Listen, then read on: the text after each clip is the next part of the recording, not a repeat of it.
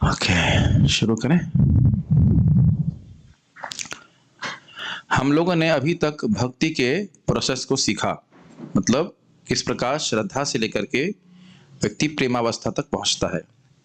और हमने यहाँ पे सुना था कि परम साध्य यानी प्रेमा भक्ति, परम साधन साधना भक्ति, और भगवान कृष्ण जो जीव के परम उपास्य हैं, उनका वर्णन इस अध्याय में हुआ है। तो अभी तक साधना भक्ति और साध्य भक्ति का वर्णन हो गया। अब यहाँ पे जो अब श्लोक आएंगे उनका विषय ये रहेगा कि हमें किसकी उपासना करनी चाहिए जिसके द्वारा हमें परम श्री की प्राप्ति हो। अगर आपको याद हो, श्लोक प्रश्न ये था कि परम श्रेय क्या है जीव के लिए, है ना। शास्त्रों का वह सार क्या है जो जीव को संतुष्ट कर दे।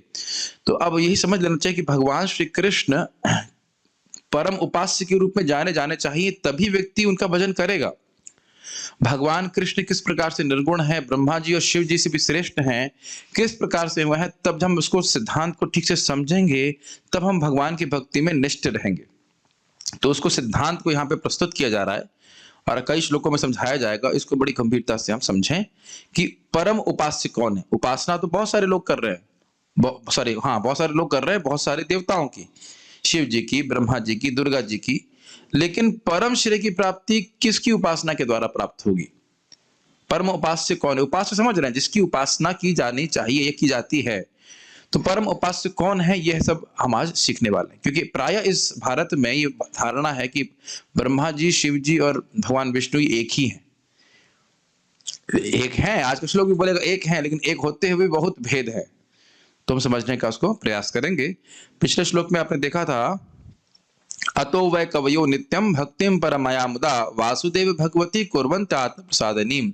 इसलिए क्योंकि भगवान की प्रेमा भक्ति भगवान का साक्षात्कार कराने वाली है और आनंद देने वाली है, तो साधन काल में भी बड़ी प्रसन्नता से भक्ति करते हैं और साध्य अवस्था में तो भक्त को प्रसन्नता होती है, उसमें कोई संदेह नहीं है। तो अब किस प्रकार से भगवान विष्णु, भगवान कृष्ण की उपासना करने वाला व्यक्ति भी निर्गुण हो जाएगा? क्यों? क्योंकि भगवान स्वयं निर्गुण है। तो भगवान किस प्रकार से निर्गुण है, किस प्रकार से वह श्रेष्ठ हैं अन्य देवताओं से, इसको हम आज के श्लोक में सीखेंगे। तो मेरे पीछे बोलिए, कौन बोलेंगे संस्कृत, कौन बोलना चाहेंगे? Anish Prabhu, you can chant with me after me. Shrimad Bhagavatam प्रथम स्कंद दूसरा अध्याय 23वां श्लोक। सत्वं रजस्तम इति प्रकृतेर्गुणास्ते, सत्वं रजस्तम इति प्रकृते गुणास्तम। आप प्रयास करें, आप प्रयास कीजिए। थोड़ा गाना का स्टाइल, थोड़ा शैली थोड़ी अलग है ना। सत्वं रजस्तम इति प्रकृतेर्गुणास्तेर, सत्वं रजस्तम इति प्रकृते गुणास्ते। देखिए, तम तम तम बोलना पड़ेगा, नहीं तो आप गा नहीं पाएंगे। एक एक हलंत का बहुत फर्क पड़ता है। सत्वं रजस्तम इति प्रकृतेर्गुणास्ते, सत्वं रजस्तम इति प्रकृते गुणास्ते। प्रभु जी के लिए कोई कुर्सी लेके आ जाइए। नहीं, कोई बात कैसे नहीं। सत्वं रजस्तम इति प्रकृतेर्गुणास्ते, सत्वं रजस्तम इति प्रकृते गुणास्ते। युक्तः परः पुरुष एक इहास्य धत्ते, युक्तः पुरुषः एक इहास्य धत्ते। स्थित्यादये हरिविरिञ्चि हरेति संज्ञाः, यादये हरिविरिञ्च हरेति संज्ञाः। श्रेयांसि तत्र खलु सत्त्वतनोर्नृणां स्युः, श्रेयांसि तत्र खलु सत्त्वतनो नृणां स्युः। आप ये देख रहे हैं कि हलंत नहीं लगाने से क्या होता? गुणास, लेकिन गुणास शब्द आ रहा है क्योंकि सा के बाद हलंत लग गया, उसका जो आ होता है वो हट गया है। सा शब्द में आ जुड़ा रहता है, आ वाला आ जुड़ा रहता है, तो हलंत लगाने से वो ऑमिट हो जाता है, तो उसके हम उसको नहीं बोलते हैं। जैसे राम, राम, राम में हलंत लग गया, लेकिन राम में हलंत नहीं लगा है। समझ रहे हैं इसको? इस प्रकार से बोलिए, फिर से प्रयास कीजिए। सत्वं रजस्तम इति प्रकृतिर्गुणास्ते। सत्वं रजस्तम इति प्रकृतिर्गुणास्ते। अब मैं गलत तरह से बोलता हूँ, समझ में आ जाएगा। सत्वं रजस्तम इति प्रकृतिर्गुणास्तेरा। अब गड़बड़ हो गया ना, नहीं नहीं आ रहा ना गाने में, इसलिए सत्वं रजस्तम इति प्रकृतिर्गुणास्ते। सत्वं रजस्तम इति प्रकृतिर्गुणास्ते। युक्तः परः पुरुष एक इहास्य धत्ते। युक्तः परः पुरुष एक इहास्य धत्ते। इत्यादये हरिविरिञ्च हरेति संज्ञाः।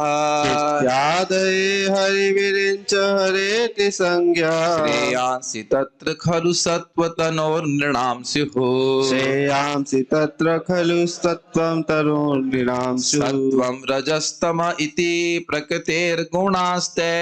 सत्त्वं रजस्तम इति प्रकृतिर्गुणास्ते। युक्तः परः पुरुष एक इहास्य धत्ते। युक्तः परः पुरुष एक इहास्य धत्ते। इत्यादये हरिविरिञ्च हरेति संज्ञाः। इत्यादये हरिविरिञ्च हरेति संज्ञा। श्रेयांसि तत्र खलु सत्त्वतनोर्नृणां स्युः। श्रेयांसि तत्र खलु सत्त्वतनोर्नृणां स्युः। बोलिए।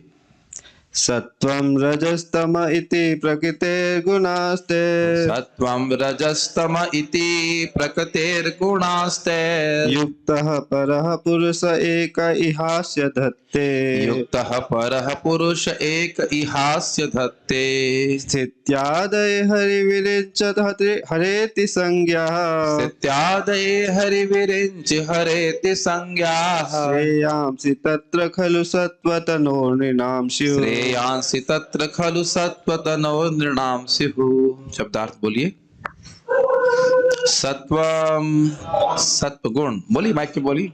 रजः रजः रजोगुण। रजोगुण। तमः तमः तमोगुण। तमोगुण। इति इस इस प्रकार प्रकृतिः प्रकृति के प्रकृति के गुणाः गुणाः गुण गुण तै उनके द्वारा उनके द्वारा युक्तः समन्वित समन्वित परः दिव्य दिव्य पुरुषः पुरुष एकः एक इह अस्या इस भौतिक जगत का धत्ते स्वीकार करता है स्थिति आदये उत्पत्ति पालन तथा संहार आदि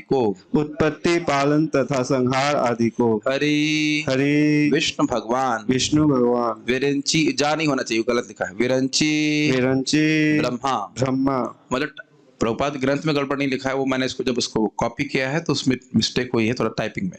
हर शिव जी इति इस प्रकार संज्ञा विभिन्न स्वरूप श्रेयांसी चरम लाभ तत्र वहाँ खलु निसंदेह सत्व सात्विक तनोः रूप नृणाम मनुष्यों का प्राप्त किया। अनुवाद। दिव्य भगवान प्रकृति के तीन गुणों सत्व रज तथा तम से अप्रत्यक्ष रूप से संबद्ध हैं और वे भौतिक जगत की उत्पत्ति पालन तथा संहार के लिए ब्रह्मा विष्णु तथा शिव इन तीन गुणात्मक रूपों को ग्रहण करते हैं। इन तीनों रूपों में से सत्व गुण वाले विष्णु से सारे मनुष्य परम लाभ प्राप्त कर सकते हैं। श्लोक को देखिए। सत्वम रजस्तम इति प्रकृतिर्गुणास्तैर युक्तः। सतगुण रजोगुण और तमगुण इति ये तीन प्रकृति के गुण हैं। तय उनसे युक्त होकर के, क्लियर समझ में आ रही है? परह पुरुष एक परह पुरुष, वही परम पुरुष भगवान श्री कृष्ण। आप उनको मेरा फोन दे सकते हैं, आप फोन ले सकते हो अगर पढ़ना चाहते हैं, दे दीजिए पीछे। वो एक परम पुरुष शक्ति नहीं बोल रहे हैं, निर्विशेष ब्रह्म नहीं बोल रहे हैं, एक परह पुरुष बोल रहे हैं। देख रहे हैं ना, शास्त्र सामने है ना आपके। पराया भारत में क्या कहते हैं? वही निराकार ब्रह्म जो है वह विष्णु, ब्रह्मा और शिव के रूप में विद्यमान है। सुना है आपने? ये सब बराबर हैं। या दुर्गा जी से के द्वारा ही, यानी शक्ति के द्वारा, आदि शक्ति, आदि माता, माता जी के द्वारा पिताजी आ रहे हैं, ऐसा कैसे हो सकता है? तो कह रहे हैं कि आदि शक्ति के द्वारा विष्णु, ब्रह्मा और शिव आ रहे हैं। क्या आपने ये सब बातें सुनी हैं? प्राय भारत में इस प्रकार की प्रचलन है। लेकिन अगर पूछ लिया जाए कि शास्त्र का क्या प्रमाण है, तो शास्त्र का कोई प्रमाण नहीं है। और अगर कोई अपने मन गलत तरीके से कुछ बोले भी, तो हमारे सामने परम प्रमाण क्या है? श्रीमद् भागवतम प्रमाण ममलम प्रेमा पुमार्थु महान। भागवत प्रमाण क्या कह रही है?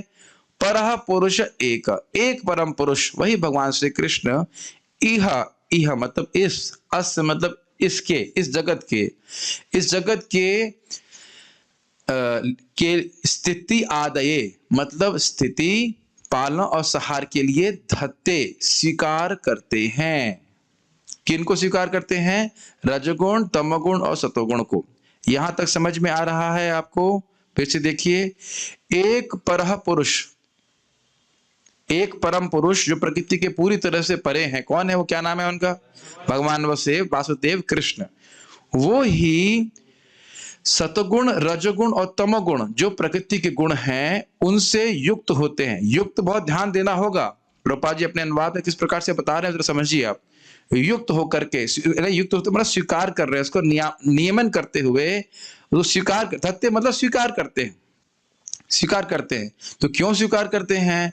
तो प्रश्न अगर मान लो कोई करे तो कह रहे अस्य, अस्य मतलब इस जगत के स्थित आदये, इस स्थिति आदि, स्थिति एक्सेट्रा, स्थिति मतलब पालन, सृष्टि और सृष्टि, स्थिति और प्रलय। सृष्टि मतलब सृष्टि, स्थिति मतलब कुछ समय के लिए रहना, स्थित होना, पालन, और संहार के लिए कैसे करते हैं? कौन करते हैं? भगवान श्री कृष्ण। उनका क्या गुण बता रहे हैं? एक परह पुरुष, एक है, उनके अलावा कोई दूसरा व्यक्ति नहीं जो करता है। पर है मतलब प्रकृति के परे हैं, और पुरुष है, वो शक्ति नहीं है, वो शक्ति मान है। ग्रहण कर रहे हैं इस बात को? तो और इनको करने के लिए वे अलग अलग नाम से जाने जाते हैं। हरि, विरंची, हर इति संज्ञा। संज्ञा समझते हैं? नाम। तो वह इन कार्यों को करने के लिए हरि यानी भगवान श्री विष्णु के रूप में, विरंची यानी ब्रह्मा जी के रूप में, और हर मतलब शिव जी के रूप में जाने जाते हैं। सृष्टि कौन करता है? ब्रह्मा जी, ब्रह्मा जी के द्वारा करते हैं। वैसे आप जानते हो कि सृष्टिकर्ता ब्रह्मा जी नहीं है, वो सेकेंडरी क्रिएटर है, लेकिन सेकेंडरी क्रिएटर के रूप में भी ब्रह्मा जी जाने जाते हैं। जाने जाते हैं कि नहीं? पालनकर्ता के रूप में भगवान विष्णु जाने जाते हैं, स्पष्ट है, और संहारकर्ता के रूप में वह शिव जी के रूप में जाने जाते हैं। लेकिन वो अलग व्यक्ति नहीं है, वो उन भगवान कृष्ण के ही गुणात्मक अवतार हैं। गुणात्मक अवतार मतलब जो प्रकृति के गुणों को स्वीकार करते हैं। मैं एक सेकंड पहले इस गद्दे को देख के आपके बारे में सोच रहा था। ले जाइए, ले जाइए, कोई दिक्कत नहीं, ठीक है। देखिए, देखा मैंने गद्दा, लेकिन मैंने स्मरण किया गोपाल को, है कि नहीं? गोपाल का गद्दा है। ऐसे जगत की हर वस्तु गोपाल की ही है, असली वाले गोपाल की ही। तो हर वस्तु को देख करके आपको गोपाल का ही स्मरण होना चाहिए, ठीक है। ये गोपाल दास है, ये असली वाले गोपाल दास है, गोपाल नहीं है, ठीक है। समझ रहे हैं क्यों नाम दिया जा रहा है? लेकिन क्या वो भगवान कृष्ण से भिन्न है? नहीं, भिन्न नहीं है, वो उन्हीं के अवतार है। अगर मैं कहूं कि ये रोशनी सूर्य की रोशनी है, ट्यूबलाइट की रोशनी सूर्य की रोशनी, हम मानेंगे? क्यों नहीं मानेंगे? है, बिल्कुल है। भगवान सूर्य के द्वारा ही कोयला बनता है, मानते हैं? सब कुछ पृथ्वी का अस्तित्व है ना, उस कोयले से बिजली बनती है, बिजली से करंट आ रहा है, तो इससे अलग तो नहीं है। सूर्य से अलग तो वो प्रकाश है नहीं। लेकिन क्या इन तीनों की स्रोत आदि शक्ति दुर्गा देवी हैं? नहीं है, शास्त्र प्रमाण है। झगड़े की कोई बात नहीं है। इस पे बहुत झगड़ा होता है, किसकी पूजा की जाए। सब बराबर है, सब बराबर है। यहां तीनों बराबर हैं। किस दृष्टि से? गुणावतार हैं, इस दृष्टि से। विष्णु भगवान, ब्रह्मा जी और शिव जी तीनों गुणावतार हैं, गुणों को स्वीकार करते हैं, केवल इस दृष्टि से बराबर हैं, लेकिन स्वरूप से बराबर नहीं है। ब्रह्मा जी जीव हैं, शिव जी जीव नहीं है, भगवत स्वरूप हैं, लेकिन तमोगुण को स्वीकार करते हैं, टच करते हैं। और भगवान विष्णु तो साक्षात भगवत स्वरूप में, वह सत्व गुण को स्वीकार नहीं करते, उसके नियमन करते हैं, उसके सानिध्य में रहते हैं, पास में रहते हैं लेकिन बिल्कुल स्वीकार नहीं करते। ये ग्रहण कर पा रहे हैं इन बातों को? ये फिर से रिपीट कर रहा हूं, एक है क्योंकि तीनों गुणावतार हैं, गुणों को स्वीकार करने वाला कार्य कर रहे हैं। भगवान कृष्ण तो इस जगत की सृष्टि करने में बिल्कुल स्पर्श ही नहीं करते, उसको डेलीगेट कर दिया है क्षीरोदकशाय विष्णु को, या गर्भोदकशाय विष्णु या कारणोदकशाय विष्णु को। लेकिन गर्भोदकशाय विष्णु या कारणोदकशाय विष्णु या क्षीरोदकशाय विष्णु, जो भगवान विष्णु के 3 स्वरूप हैं, यह भी गुणों का संग नहीं करते हैं, उनके द्वारा प्रभावित नहीं होते। ये ग्रहण कर पा रहे हैं इस बात को? अब हम टीका पढ़ेंगे तो और समझ में आएगा। उसके बाद कह रहे हैं श्रेयांसी, श्रेय की प्राप्ति करने के लिए तत्र, तत्र मतलब उन तीनों में, तत्र मतलब होता है वहां, तो वहां मतलब कहां? इन तीनों में ढूंढो, 1 2 3, ये भी यहां है, ये भी यहां है, ये भी यहां है, विष्णु ब्रह्मा जी शिव जी तीनों है, इन तीनों में यहां पे इन तीनों की पूजा में सर्वश्रेष्ठ अगर कोई व्यक्ति श्रेय की प्राप्ति करना चाहता है तो खलु निश्चित ही सत्वतनोर निर्णामस्यु, सत्वतनोर भगवान विष्णु की ही पूजा करने से इंसानों को परम श्रेय की प्राप्ति होती है। होती है मतलब हुई है। आज पिछले श्लोक में देख रहे थे ना हम लोग कि भक्तों ने भगवान वासुदेव की ही परम आनंद के संग पूजा करी, और इस कारण से पूजा तो करी तो कुछ लाभ भी प्राप्त हुआ, तो कह रहे हाँ श्रेयांसी सत्व तत्र खलु, निश्चित ही भगवान विष्णु की कृष्ण की पूजा करने से ही इंसानों को परम श्रेय की प्राप्ति हुई। परम श्रेय मतलब उसके बराबर कोई नहीं, उससे श्रेष्ठ कोई नहीं, और वह किसी के अंतर्गत नहीं आता। फिर से श्लोक समझें, एक बार और रिवाइज करते हैं, अच्छे से समझने का प्रयास कीजिए, शायद हमें 2 दिन लगेगा, 2 क्लास हम दो सेटिंग में समझेंगे इसको। सत्वम रजस्तमति प्रकृतिर गुणास्तेर युक्तः परः पुरुष एक इहास दत्ते स्थित आदये। इस जगत की स्थिति, सृष्टि स्थिति संहार के लिए वही एक परम पुरुष वासुदेव भगवान श्री कृष्ण अपने आप को इस प्रकृति के सतोगुण रजोगुण तमोगुण को स्वीकार करते हैं, और उस प्रकार से स्वीकार करने के कारण वह 3 गुणावतारों के रूप में जाने जाते हैं, जिनका नाम है हरि यानी कि विष्णु, ब्रह्मा जी और शिव जी। भगवान विष्णु सतोगुण को स्वीकार करते हैं पालन के लिए, ब्रह्मा जी रजोगुण को स्वीकार करते हैं सृष्टि के लिए, और शिव जी तमोगुण को स्वीकार करते हैं संहार के लिए। तब तो कोई कठिनाई नहीं होना चाहिए। और अगर कोई पूछे कि भाई किसकी पूजा करें, कह रहे हैं सत्व तरुण। अब सत्व तनु का अर्थ समझना चाहिए। तन का अर्थ समझते हैं, तन मतलब होता है शरीर, और सत्व तन मतलब होगा क्या? जिनका शरीर सतोगुण का है, ऐसा आप सोच सकते हो, लेकिन टीका में समझेंगे हम लोग यह अर्थ नहीं है। भगवान विष्णु का जो शरीर है वह सतोगुण का नहीं है, अपितु शुद्ध सत्वात्मक है, विशुद्ध सत्व का है। समझ रहे ना, ग्रहण कर रहे हैं इस बात को? इसको अभी टीका में पढ़ेंगे तो स्पष्ट समझ में आएगा। श्लोक क्रमांक 25 में बता दिया है विशुद्ध सत्वात्मक शरीर भगवान विष्णु का है।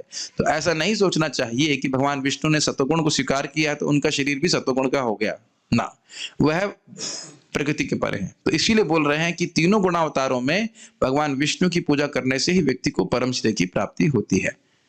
अब तो मैं समझता हूं स्पष्ट समझ में आ रहा होगा, कुछ कठिनाई है यहां तक श्लोक समझने में? ठीक।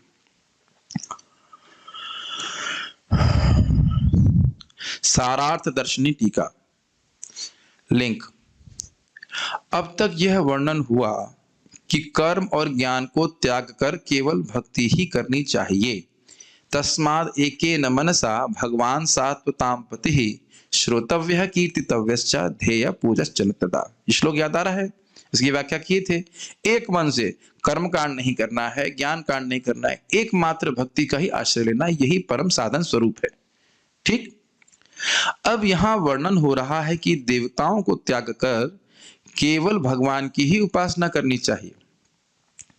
यद्यपि वे भगवान एक हैं, परंतु लीला हेतु विभिन्न अवतारों में विभिन्न रूपों में प्रस्तुत होते हैं। इसलिए दशम स्कंद कहता है कि बहुमूर्ति एक मूर्तिकम, वे एक मूर्ति होते हुए भी अनेक रूपों में विद्यमान हैं। इसको हमें थोड़ा समझना होगा। जैसे सूर्य हैं और जल के विभिन्न पात्रों में वे अपने प्रतिबिंब के द्वारा विस्तारित होते हैं कि नहीं? ये प्राइम मिनिस्टर एक अपने स्थान से बोलते हैं और उनका जो चित्र है विभिन्न टीवी स्क्रीन में प्रतिफलित हो जाता है कि नहीं? किसी विशेष प्रयोजन से इसको कर रहे हैं ना। तो भगवान तो गोविंद हैं, भगवान श्री कृष्ण हैं। गोवे क्या है?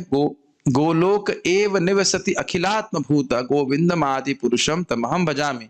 गोविंद कृष्ण तो गोलोक में रहते हैं, लेकिन इस जगत में लीला करने के लिए वह अपने आप को विभिन्न अवतारों में विस्तारित करते हैं। ठीक है, ये बात वो बोल रहे हैं। भले ही भगवान एक है, लेकिन अपने आप को विभिन्न अवतारों के रूप में विस्तारित करते हैं। कुछ उनके विस्तार उन्हीं के समान शक्तिशाली होते हैं, उन्हें स्वांश कहते हैं, और कुछ उनके शक्ति के अंश को प्रकट करते हैं। इस प्रकार से हम लोग आगे भी चर्चा करेंगे, लेकिन वह भगवान से अभिन्न है। अब क्या बता रहे हैं? अवतार दो प्रकार के होते हैं।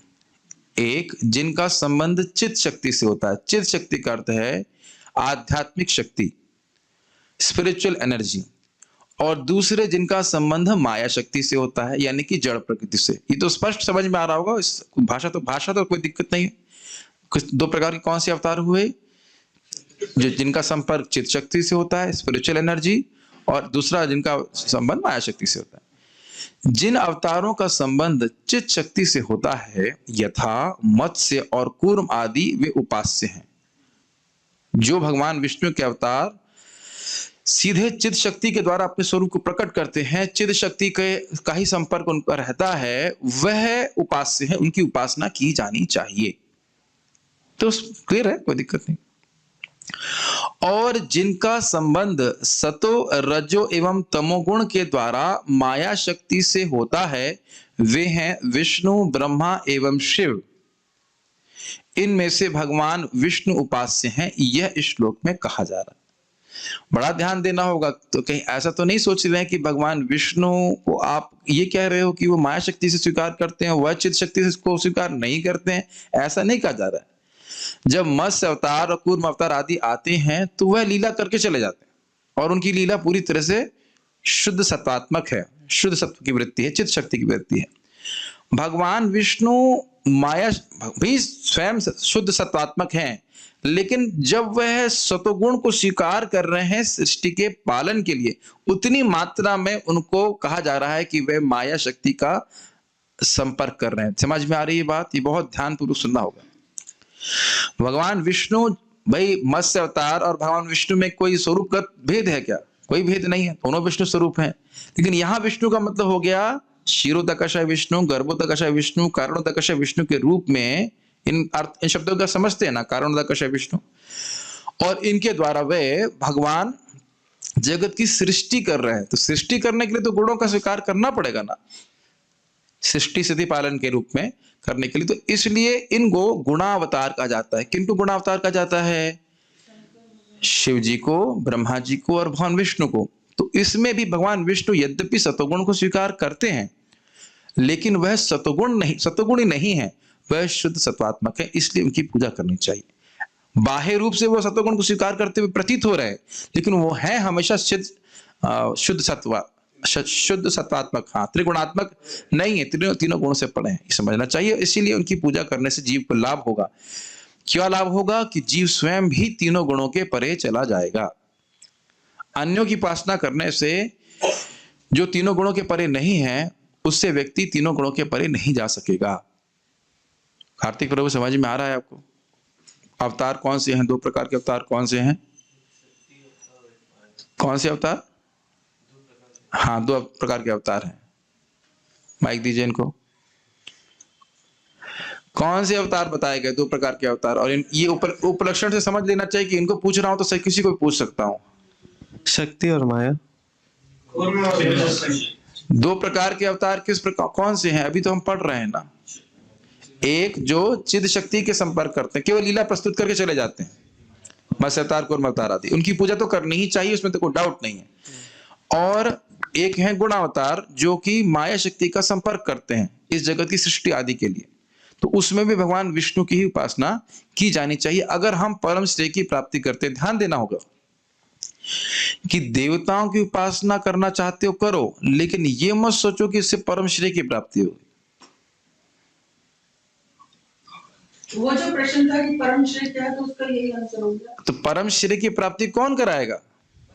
भगवान विष्णु कराएंगे। तो ये आप आके देखोगे कि जो लोग अन्य देवताओं की पूजा करते हैं, भक्त लोग उनकी भर्त्सना नहीं करते, उनकी निंदा नहीं कर रहे हैं, लेकिन जो परम श्रेय की प्राप्ति करना चाहते हैं वो देवताओं की उपासना ना करें। सम्मान करें। सम्मान तो सम्मान नहीं करना चाहिए देवताओं। ऐसे प्रश्न कर रहे हो आप, देवताओं को सम्मान तो कर सकते हैं कि क्या मतलब? सम्मान करना तो स्वाभाविक सी बात है, चींटी का भी सम्मान करना चाहिए, देवताओं की तो बात क्या। लेकिन परम श्रेय की प्राप्ति भगवान विष्णु ही करा सकते हैं, ये समझना होगा। असम्मान का तो कोई प्रश्न ही नहीं होता। मैं बहुत स्लो जा रहा हूं ताकि बात एकदम घुस जाए दिमाग में।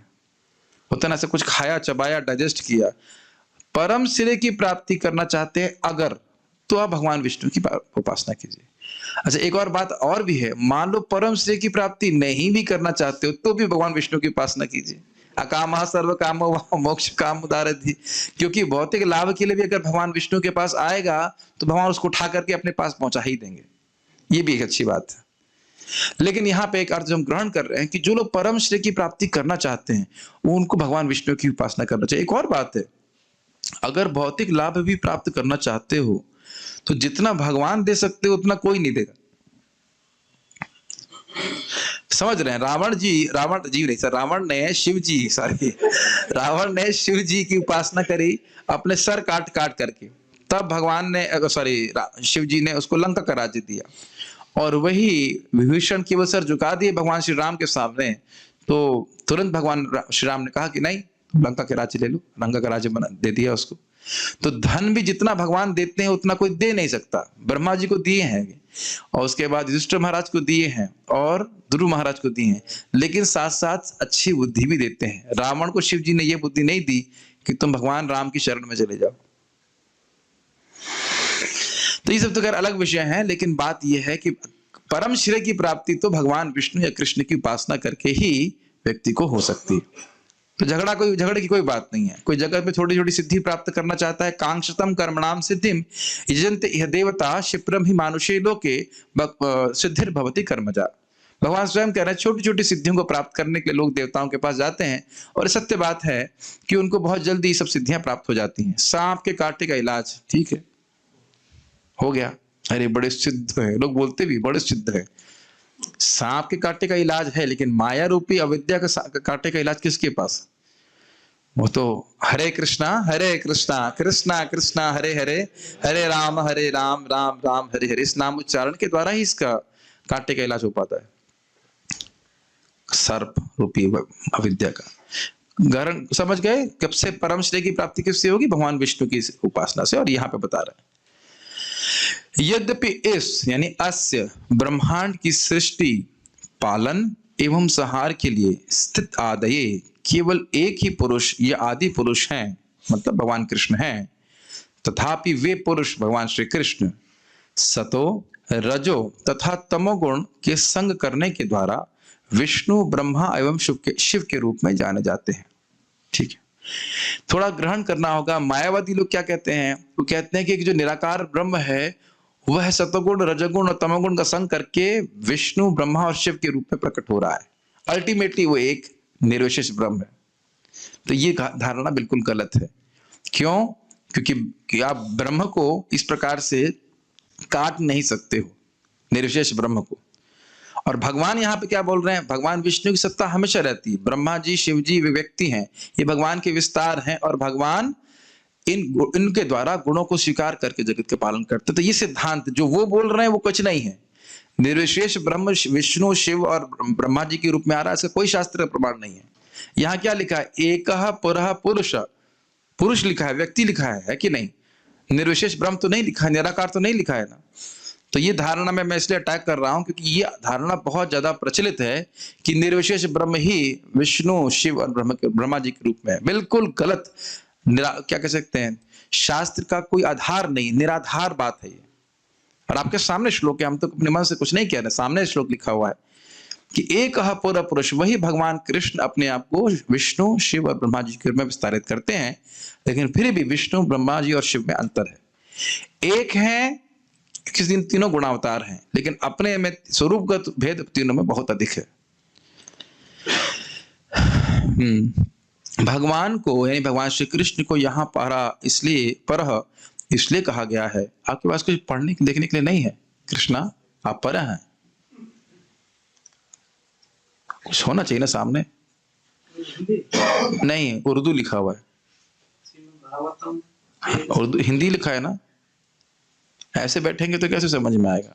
करने के बाद आपको पढ़ना नहीं है, मैं खाली बोल रहा हूँ पढ़ना मतलब जब मैं पढ़ रहा हूँ तो उसको पढ़िए, ऐसे आप आंखों ऐसे देखोगे तो नहीं समझ में आएगा ना कुछ। Why don't you bring the laptop? It is in Prabhuji's home or Miss Vasudev Prabhu's room. Anyways, भगवान को यहाँ परह इसलिए कहा गया है क्योंकि यद्यपि वे गुणों से युक्त रहते हैं, जुड़ते हैं युक्त गुणों से, प्रकृति के गुणों से, तथापि अपनी अचिंत शक्ति से वे उन गुणों का स्पर्श नहीं करते हैं और उनसे पृथक रूप में विराजमान रहते हैं। कोई क्या, मानिए मैं कहूं कि वो पानी में गिरा लेकिन पानी में पूरा भीग गया, सॉरी पानी में एकदम अंदर चला गया लेकिन भीगा नहीं, ऐसा हो सकता है?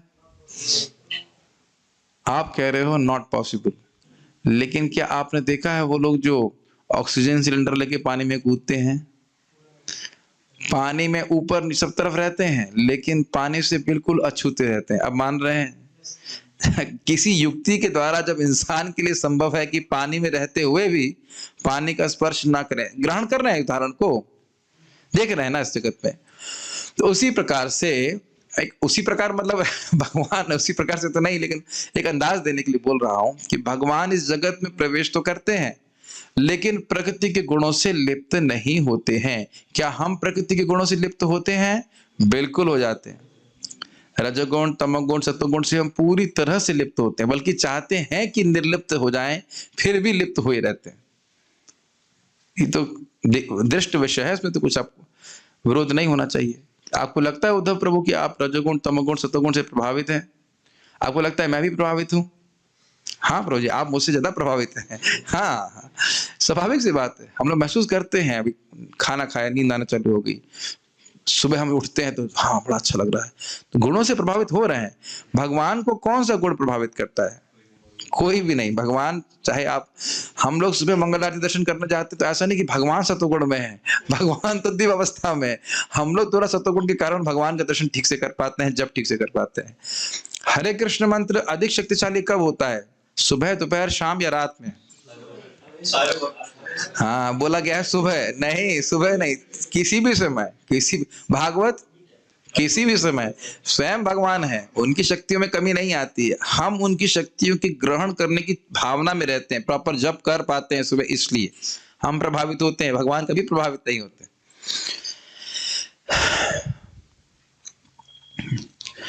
जैसे अगर कहा जाए कि मैं चौराहे से गुजर रहा हूं तो मुझे रेड लाइट का प्रतीक्षा करनी पड़ेगी कि नहीं? यस। एक हवाई जहाज चौराहे से गुजर रहा है, उसको भी प्रतीक्षा करनी होगी। वो ऊपर से गुजर रहा है, वो नीचे से, वो जहाँ रोड पे नहीं खड़ा हुआ है। ग्रहण करना इस बात तो भगवान अचिंत शक्ति से, आप कहोगे इतने सारे जीव, अनंत कोटि जीव जो हैं, सब तो माया के द्वारा प्रभावित हो रहे हैं, इस जगत में प्रवेश करते हैं, हम तो हो रहे हैं प्रभावित।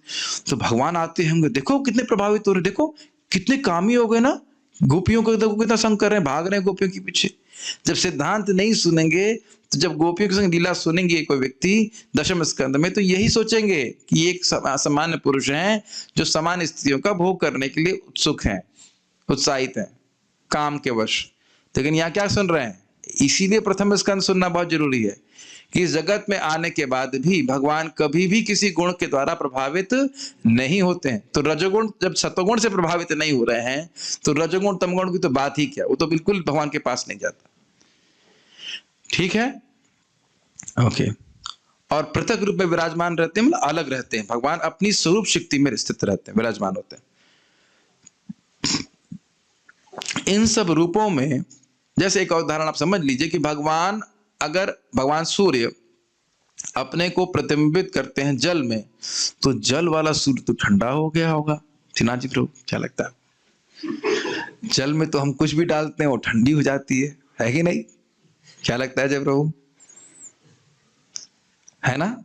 तो सूर्य भी जरूर प्रतिबिंबित हुआ है तो उसमें ठंडा हो जाएगा।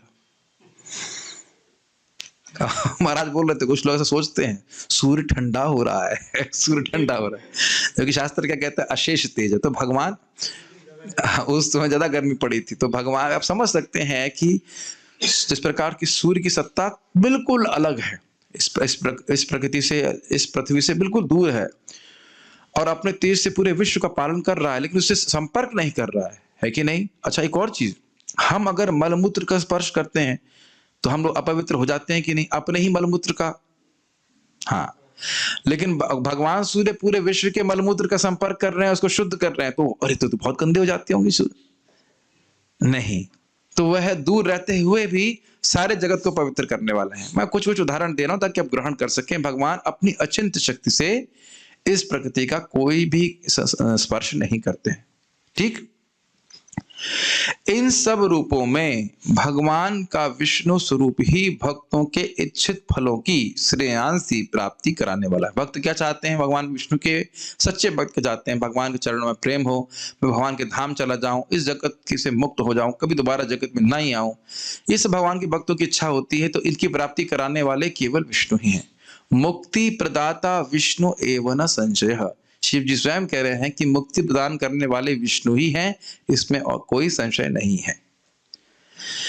यहां विष्णु को सत्व तनोः कहा गया है, परंतु इस अध्याय के श्लोक क्रमांक 25 को देखने पर यह बोध हो जाएगा कि भगवान विष्णु का विग्रह प्राकृत सत्वगुण का नहीं अपितु विशुद्ध सत्वात्मक है।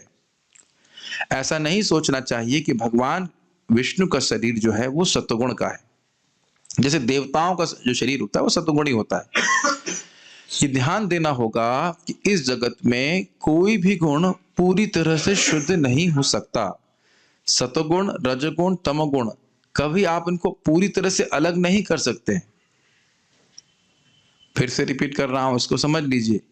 सत्वगुण को आप छांट करके रजगुण और तमोगुण को अलग नहीं, डिस्टिलेशन नहीं कर सकते हैं इनका, कि भाई ये रजगुण ले लिया, इसको अलग, इस बोतल में रजगुण भरा है, इस बोतल में तमोगुण भरा है, और इस बोतल में सत्वगुण भरा है। कुछ ना कुछ मिश्रण है, ये हम भगवत गीता में सीख चुके हैं। कभी सत्वगुण बढ़ जाता है, कभी रजोगुण बढ़ता है, कभी तमोगुण बढ़ता है, ये समझते हैं। तो विशुद्ध सत्व को हम यह ना समझें कि यह वह सत्वगुण है जिसमें रजोगुण और तमोगुण नहीं है। यह विशुद्ध का अर्थ नहीं है। जैसे यहां शुद्ध घी का अर्थ क्या है? जिसमें डालडा नहीं हो, जिसमें और डालडा का मिश्रण नहीं हो। लेकिन ऐसा धारणा हमें विशुद्ध के बारे में नहीं करनी चाहिए। विशुद्ध सत्व का अर्थ यह नहीं है जिसमें तमोगुण रजोगुण का मिश्रण नहीं हो। विशुद्ध सत्व प्रकृति के परे की स्थिति है। सत्वगुण भी प्राकृत होता है। क्या ये बात ग्रहण कर पा रहे हैं? लोग कुछ उत्तर नहीं दे रहे हैं। तीनों गुण, सत्वगुण, रजोगुण और तमोगुण, ये तीनों प्राकृत हैं, मटीरियल हैं। लेकिन विशुद्ध सत्व जो है वह पूरी तरह से स्पिरिचुअल है, चिद शक्ति का विलास। कार्तिक प्रभु कुछ समझ में आ रहा है या ये भी समझ में नहीं आ रहा है कि क्या समझ में आ रहा है यार? हाँ, मैं ये जानना चाहता था कि सतोगुण जो है उसमें मिश्रित होती है। सत्वगुण भी मिश्रित नहीं होता है, रजोगुण भी मिश्रित होता है। कोई प्योर रजोगुणी भी नहीं हो सकता। कोई रजोगुण की प्योर ब्रीड नहीं है जगत में, अब अगर समझा जाए तो। कोई भी ब्रीड प्योर नहीं है। कुछ रजोगुण रहेगा, कुछ तमोगुण रहेगा, कुछ सत्वगुण रहेगा। सत्वगुण का हाँ न्यून अधिक, सत्वगुण का आधिक्य हो सकता है, अधिकता हो सकती है, लेकिन आप ये नहीं कह सकते कि तमोगुण रजोगुण है ही नहीं। ग्रहण किए। लेकिन भगवान विष्णु कैसे हैं? सत्वतनों का अर्थ विशुद्ध सत्व। बोलिए बार बार, विशुद्ध सत्व, विशुद्ध सत्व, विशुद्ध सत्व, विशुद्ध सत्व। समझ रहे हैं? ऐसी स्थिति जो पूरी तरह प्रकृति के परे है। मैं यहीं पे रुका हुआ हूं ताकि बात ग्रहण कर ली जाए। विशुद्ध सत्व और सत्व में अंतर समझ रहे हैं ना? सत्व भी बंधन करने वाला है। भगवत गीता में पढ़े थे ना, सत्वात् संजायते ज्ञानम। व्यक्ति ज्ञानी होता है सत्वगुण के द्वारा और ज्ञान के द्वारा बंध जाता है। मैं तो बुद्धिमान हूं, मैं ठीक हूं, मैं सुखी भी हूं। इस प्रकार से ज्ञान और सुख के द्वारा सत्वगुण भी जगत को में व्यक्ति को बांधने वाला है, वो प्राकृत है। जैसे एग्जाम्पल दिया जाता है लोहे की चेन, चांदी की चेन और सोने की चेन। तो इन तीनों में से किस चेन से बंधना चाहेंगे हम लोग? किसी से नहीं ना। तो सत्वगुण भी बंधन करने वाला है, लेकिन ये भक्ति का प्रतिबंधक नहीं, इसलिए हम सत्वगुण का अनुशीलन करते हैं। लेकिन सत्वगुण में रहने मात्र से व्यक्ति मुक्त नहीं हो जाएगा। सहायक जरूर है, जैसे एयरपोर्ट में हैं तो भी, हाँ एग्जाम्पल समझिए, यदि आप एयरपोर्ट पे हैं, एयरपोर्ट पर हैं, एयरपोर्ट पर, तो कहां, पृथ्वी पे है कि हवाई जहाज में, हवा में है? समझ में आया? अभी भी जमीन ग्राउंड पे है ना, लेकिन आप अभी अपने शहर से तो बाहर निकले हुए हो ना। ऐसे समझिए, कंबल ओढ़ा हुआ है तो किस में है? तमोगुण में। नहा धोकर तैयार होगा कि अब हमको एयरपोर्ट पहुंचना है, चल रहे हैं, थोड़ा कुछ एक्टिव हो गए तो हो गए रजोगुण में। लेकिन अभी एयरपोर्ट पहुंचे तो नहीं ना, घर से मान लो बाहर निकल गए, अरे मेरा हवाई जहाज जा रहा है, दो रस्सी डालो पहुंच जाऊंगा, ऐसा नहीं हो सकता है। उसके बाद आप प्रयास करके टेम्पो वेम्पो पकड़ करके एयरपोर्ट तक पहुंच गए, तो कहां पहुंचे? सत्वगुण। मतलब अभी भी हवाई जहाज में बैठे नहीं है, हवाई जहाज में बैठकर जब उठ गए हवा में तो हो गए विशुद्ध सत्व। तो वो तीनों, वो हवाई जहाज से उठ गए तो तीनों गुणों से परे हो गए ना, धरती से ऊपर उठ गए ना। तो सत्वगुणी व्यक्ति भी प्राकृत अवस्था में ही है, लेकिन शुद्ध सत्व जो है वह प्राकृत नहीं है। प्राकृत मतलब मटीरियल नहीं है, वह पूरी तरह से स्पिरिचुअल है, वो एक अलग वस्तु ही है। शब्दम विशुद्धम वसुदेव शब्दितम, यही तो सुने थे हम लोग कल। विशुद्ध सत्व की अवस्था में ही भगवान की स्फूर्ति, भगवान का अनुभव होता है। देखिए होता क्या है, जैसे वस्तुतः आपको कहते हो ना, पढ़ नहीं रहे, जितना पढ़ाया है आज बस उतना पढ़िए आप, केवल उतना भी पढ़ेंगे। कितने लोग पढ़ते हैं? एक पढ़ा पुरुष, बाकी सब गुणों के द्वारा मोहित हैं। आप बताइए कि जब आप लोग अपनी पढ़ाई करते थे स्कूल में, क्या ऐसे ही पढ़ते थे आप लोग? ऐसे पढ़ते थे कि टीचर ने पढ़ाया और उसके अगले दिन पढ़ाया, उसके बाद हाँ बस गए, ब्रेकफास्ट किया, खत्म हो गए, ऐसे पढ़ते हैं? आपको लगता है कि मैं ऐसे बस आके मुंह मतलब ब्रश करके आया और क्लास देने लग गया? तभी तो समझ में नहीं आता, क्योंकि अपनी तरफ से कोई प्रयास नहीं हो रहा है। अगर अपनी तरफ से प्रयास करें तो समझने में कोई कठिनाई नहीं होगी। और अपनी तरफ से प्रयास इसलिए नहीं हो रहा है क्योंकि विश्वास नहीं है कि श्रीमद् भागवत हमको भगवत प्रेम देने वाली है। ये विश्वास है ना कि यहाँ के पढ़ाई करके हम कुछ लुल्लू बन जाएंगे, यहाँ के जगत के लुल्लू मतलब कुछ थोड़े बहुत ऑफिसर बन जाएंगे। तो लोग 8-8, 9-9 घंटे पढ़ते हैं कि नहीं? और हम तो ज्यादा अपेक्षा नहीं कर रहे हैं। क्या अपेक्षा कर रहे हैं? जो पढ़ाया है उतना पढ़ लीजिए। कितना पढ़ाया अभी? 10 पेज। इसीलिए मैं यहाँ पढ़ाता हूँ। मुझे हंसी आ रही थी, कल एक वक्त 15 मिनट लेट आए और जब मैं 8 बजे छोड़ा, कहते 1.5 घंटे से बैठा हूँ।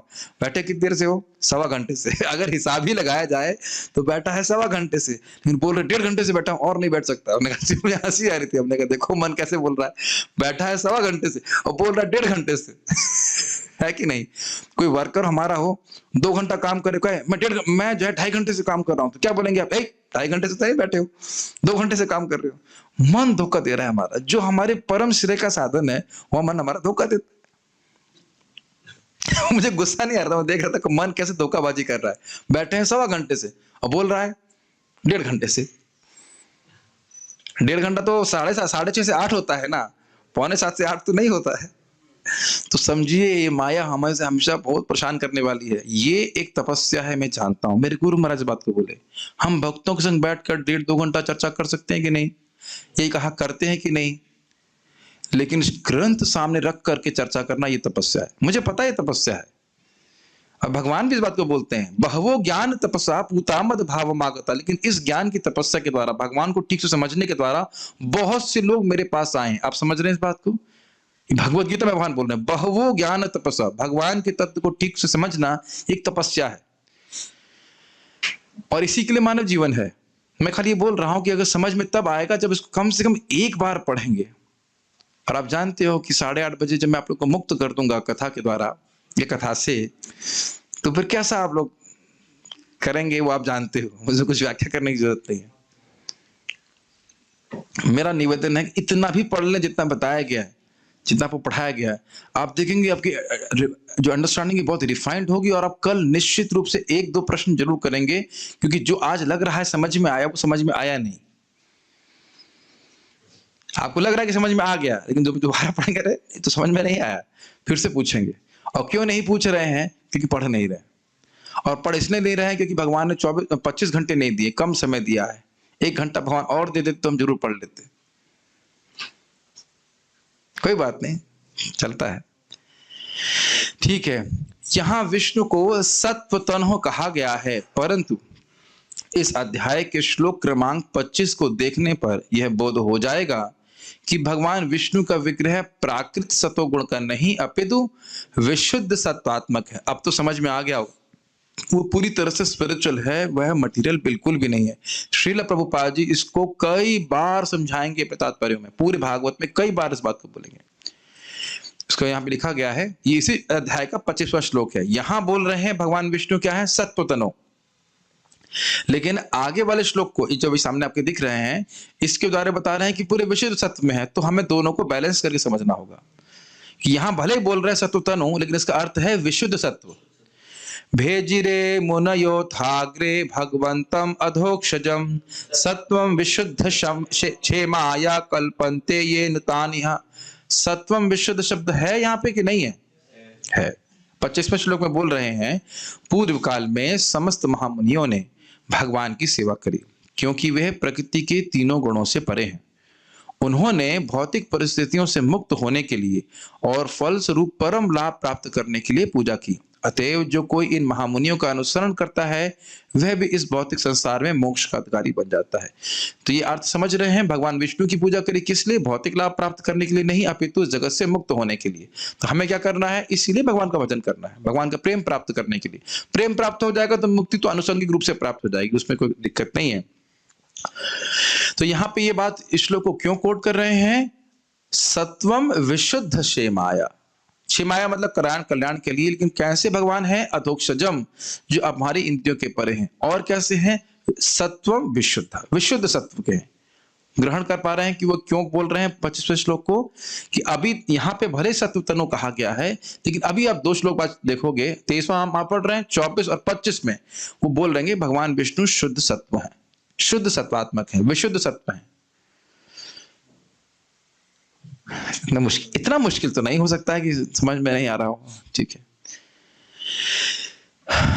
अन्यथा श्रुति, अच्छा एक और बात समझिए, आपको यह महसूस हो रहा है कि श्री विश्वनाथ चक्रवर्ती ठाकुर जी लॉजिक का उपयोग कर रहे हैं, युक्ति का उपयोग कर रहे हैं, लेकिन ये युक्ति शास्त्र के आधार पर है।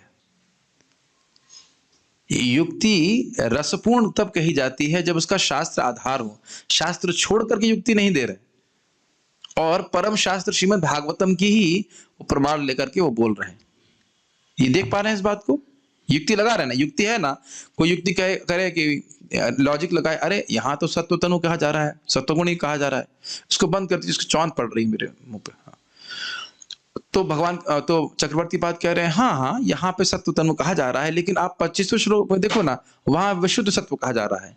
तो कंटेक्स्ट में, संदर्भ में आपको ये समझना होगा कि भगवान विष्णु शुद्ध सत्वात्मक हैं, न कि वह सत्वगुणी है। वह केवल सत्वगुण का को नियमन करने वाला है। क्या मेरी हिंदी कठिन है क्या समझने में? या कुछ बात जो बोलना वो कठिन है? मुझे ऐसा देखने में लग रहा है कि ऐसा लग रहा है कि कुछ, प्रभु जी श्लोक तो क्लियर है, लेकिन आपकी व्याख्या तो बादल की तरह है जो समझ में नहीं आ रहा। ऐसा तो नहीं हो रहा है ना, बादल तो निर्माण तो नहीं कर रहा हूं ना। देखिए होता क्या है, जब आप इस प्रकार से सिद्धांत को समझने का अभ्यास करेंगे तो चीजें आसानी से समझ में आएंगी। अभ्यास करते नहीं है, इसको महत्व नहीं देते, तो लगता है क्या मिलेगा जान करके, हर एक तो कर रहा है। आज ही व्यक्ति मेरे को प्रश्न की, प्रभु जी विश्वास, मेरा मन विश्वास नहीं कर पा रहा है कि भगवान कृष्ण हैं ऐसे लोग, और जबकि जब कर रहे हैं 16 माला जब कर रहे हैं। एक व्यक्ति, हाँ मैं नहीं कह रहा हूँ सारे ऐसे हैं, लेकिन एक व्यक्ति था इस प्रकार से। तो मैंने कहा इसीलिए तो बोला गया था छिद्यन्ते सर्व संशय। जब भगवान के बारे में आप नियमित रूप से श्रवण करेंगे तो सहज विश्वास होगा कि भगवान है ना। कल नहीं सुना था, उससे पहले सुना था, ठीक है कोई बात नहीं, ठीक है। तो यहाँ पे वो बोल रहे हैं कि आपको समझना होगा कि भगवान विष्णु सत्वगुणी नहीं है, शुद्ध सत्व में है, क्योंकि 25वें श्लोक में इसका वर्णन हुआ है। अन्यथा श्रुति और स्मृति के अन्य वाक्यों में विरोधाभास प्रस्तुत हो जाएगा। यथा मतलब श्रुति और स्मृति, श्रुति यानी वेद उपनिषद और स्मृति यानी पुराण आदि में भी अन्य जगह बताया गया है कि भगवान विष्णु शुद्ध सत्वात्मक हैं। ठीक है, अब वो प्रमाण दे रहे हैं। मैं आप लोग केवल यहाँ ये ग्रुप ही है भागवत अध्यापन, तो उसमें कहानी की अपेक्षा ना करें, खाली समझने का प्रयास कर रहे हैं हम कि श्लोक के शब्द क्या है, उसके अर्थ क्या है, ऐसा करके। साक्षी चेता केवलो निर्गुणश्च श्वेताश्वतर उपनिषद, भगवान विष्णु ही वे चैतन्य साक्षी हैं जो प्रकृति के गुणों के परे हैं। अब आप समझ पा रहे हो ये श्लोक क्यों कहा गया। यह श्लोक ये प्रमाणित करने के लिए है कि भगवान विष्णु कैसे हैं, प्रकृति के गुणों के परे। तो इसलिए आप ये नहीं कह सकते हो कि भगवान विष्णु सत्वगुणी शरीर वाले हैं। नहीं समझ में आ रहा है? ओके, अगला देखिए, यानी श्रुति का प्रमाण भी दे रहे हैं, भागवत का तो दे ही रहे हैं, श्रुति का, वेद का प्रमाण दे रहे हैं। सत्वादयो न संति ईशे यत्र च प्राकृतः गुणा, भगवान विष्णु में सत्व आदि प्राकृत गुण नहीं है। सत्वादयो न संति नहीं है, ईशे मतलब भगवान विष्णु में, परमेश्वर में, यत्र च प्राकृत गुणा, जिन भगवान विष्णु में सत्वगुण, सत्व आदि मतलब सत्व रज और तमोगुण आदि प्राकृत गुण नहीं है। यह क्यों बोल रहे हैं विष्णु पुराण से? प्रमाणित करने के लिए कि भगवान विष्णु सत्वगुण के शरीर वाले नहीं हैं, अपितु पूरी तरह सच्चिदानंद हैं। क्या इतनी बात नहीं हो रही, ग्रहण हो जा रही है? श्रुति और स्मृति का प्रमाण दिया जा रहा है। हिंदी समझ लेते हैं आप? अच्छा ठीक है। ये मतलब जब तक समझ में नहीं आपका आ रहे हैं तो मेरा तो फिर समय ये भी केवलम हो जा रहा है कि मैं खाली मैं श्रम कर रहा हूं, कुछ फल नहीं प्राप्त हो रहा। थीम तो समझ में आ रही ना, भगवान विष्णु सत्वगुण को स्वीकार करते हैं लेकिन उनका शरीर सत्वगुणी नहीं है, वह शुद्ध सत्वात्मक है। आएंगे ब्रह्मा जी का शरीर महतत्व का बना हुआ है और शिव जी भले ही भगवत स्वरूप है लेकिन तमोगुण को स्वीकार करते हैं। वो सब आगे बातें आएंगी, बहुत धीरे धीरे श्लोक को समझेंगे क्योंकि ये बहुत महत्वपूर्ण है। और इसको यहां समझ लेंगे तो आप देखेंगे ये बार बार रिपीट होगा श्रीमद् भागवतम में, बार बार आएगा बात कि भगवान निर्गुण है, बार बार निर्गुण है, बार बार आएगा। और निर्गुण का अर्थ ये, हाँ, निर्गुण का अर्थ यह नहीं कि उनमें कोई गुण नहीं है, फिर तो आप निर्विशेष कहलाओगे। निर्गुण का अर्थ है उनमें कोई प्राकृत गुण नहीं है। ये तो कई बार सुने होंगे आप।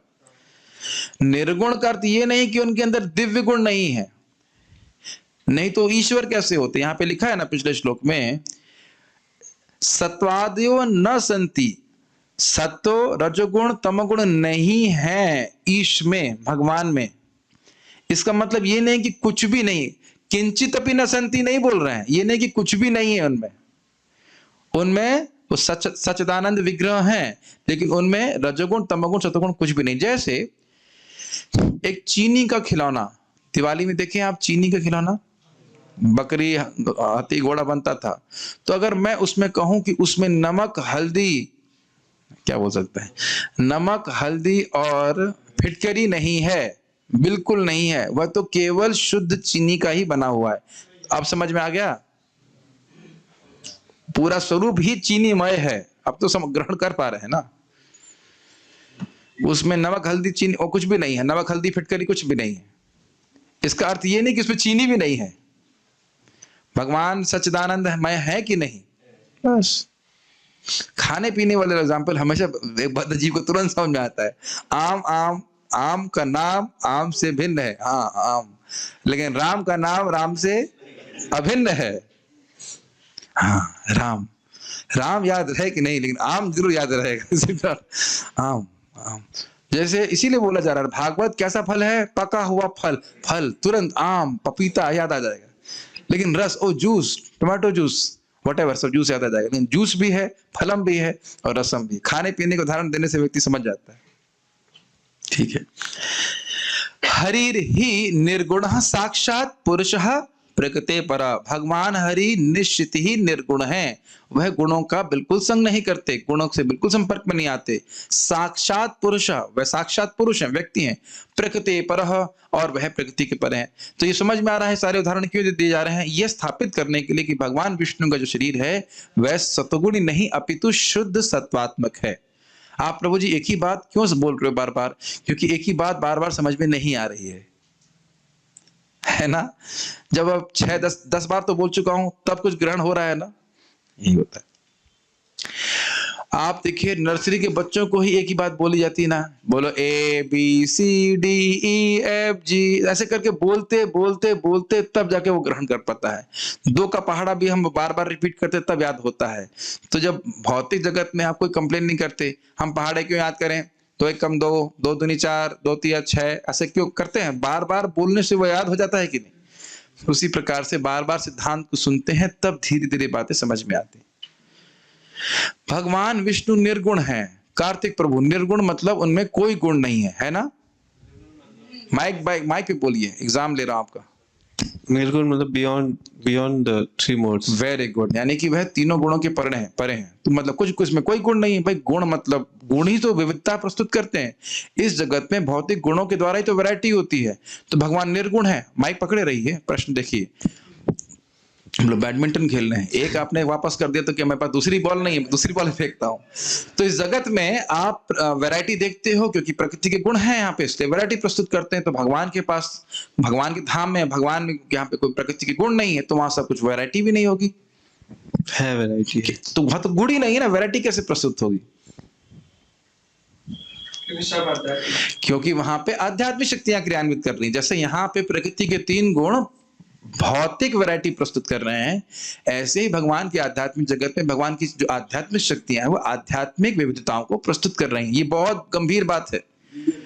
दिव्य वहां पे वैरायटी है, समझ रहे हैं ना? नहीं तो मायावादी क्या बोलेंगे, अरे वहां कुछ ही नहीं, बस एक ब्रह्म ज्योति, बस ब्रह्म। तो बोर नहीं होंगे आप? बोर हो जाएंगे ना? खैर, आप लोग समझ गए। यद्यपि भगवान विष्णु सतगुण से युक्त हैं, उसको स्वीकार करते हैं नियामक के रूप में, उसके पास रहते हैं, परंतु वे उससे दूषित नहीं होते।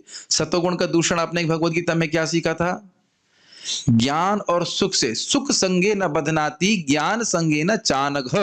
हे निष्पाप अर्जुन, सतोगुण व्यक्ति को ज्ञान और सुख से इस जगत से बांधता है। मैं सुखी हूं। कहां पे? इस जगत में। भगवान इस जगत में कभी लिप्त नहीं होते। भगवान की इस जगत की किसी वस्तु को देखकर उपादेय बुद्धि नहीं होती है। ये नहीं सोचते कि जगत की कितनी अच्छी वस्तु, काश मुझे प्राप्त हो जाती। अच्छा, तो भगवान ये क्यों कह रहे हैं कि मुझे पत्रम पुष्पम फलम दोयम दो?